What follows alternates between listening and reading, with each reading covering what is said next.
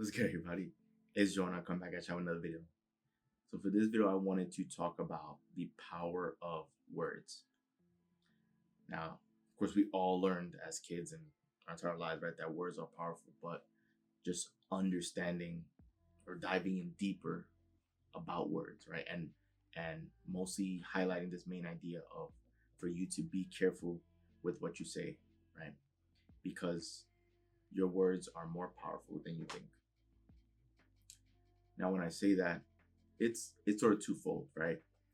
The first, understanding that if, let's just say, someone says something nasty or negative to you, right?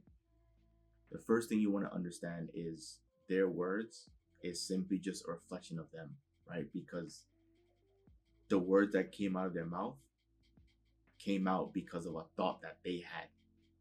So you can't control what other people think. You can't control other people's minds, right? So their thoughts are going to run wild, and their thoughts are based off of their life experiences and how they're feeling in that given moment. So you could be someone that hasn't done anything wrong, that's super positive, that everything's going well, and then someone could be having a bad day and they could say something nasty to you.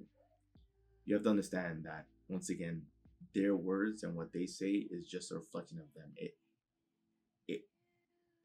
has nothing to do with you. If you, right, like, you have the power to decide whether or not you want to let it affect you or not, or whether or not it holds any truth, right? There's some people that will say, you made me feel this, you made me feel that, and that's a very human way to think, right? Because all of us have said that at some point in our lives, but it's not actually true, because you have the power to control how you're feeling, and their words don't have to have any effect on you, because you can agree to accept it or reject it, right? I don't have to, if someone insults me, I don't have to agree with that. I don't have to, because I can look at that and say, you know what you're saying is just your opinion. It does not reflect who I am or my character. So you can filter that out. You don't have to stoop down to their level. If someone is angry and frustrated and saying nasty things to you, chances are they also want you to respond in that same manner. And it's funny, because a lot of times when you don't respond in that manner, they'll get even more frustrated, because they're like, well, why isn't this person getting angry? You don't have to react to it, right? That's just their opinion. That's just a reflection of who they are and what they're thinking. And that doesn't have to be a reflection of you whatsoever. That's super important, that a lot of people don't take into consideration.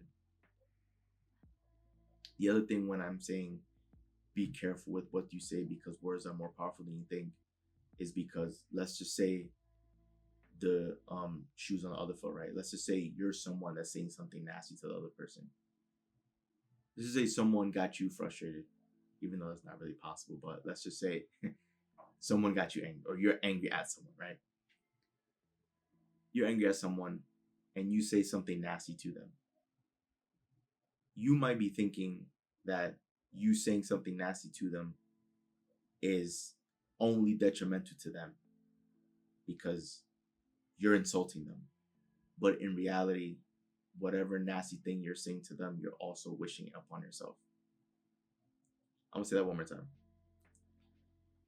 If you're frustrated at someone, right, most people would say something nasty to that person, would say something to reflect their anger at that person. Someone who's frustrated might insult another person, but in actuality, you may think that that insult is only affecting them, but in actuality, it's affecting you. The reason why it's affecting you is because if you're saying something negative, you're insulting someone, chances are you're angry or frustrated. So when you say those words, you're essentially wishing that upon yourself, because those words that you said out of your mouth came from a thought that was in your mind. So at that moment in time, you're vibrating anger, frustration, and you're speaking it into existence. And so you're essentially wishing that upon yourself, because you were thinking it, and so you're saying it. Interesting way to think about it, right? This is why you don't want to curse people. You don't want to say, well, I don't want to say anything specific here, but you don't want to curse other people or wish bad things on other folks, because you're essentially wishing that on yourself as well. You're essentially wishing bad things on yourself as well, because you're thinking those thoughts, right? You wouldn't say those words if you didn't think about it before you said them. So what if you're wishing bad things on other people? You're essentially wishing those bad things on yourself. So you want to begin saying good things to other people. You want to begin wishing great things on other people. And even if someone has frustration or negativity and they send that energy your way, there's no reason for you to dish it back, because you can come to realization that that's just a reflection of them. That's not how, it doesn't have to be a reflection of you, and it doesn't have to be an accurate statement. You can reject it if you don't agree with it. And you can still wish them well, because as you're wishing them well, you're wishing yourself well. You don't have to entertain the negativity. You don't.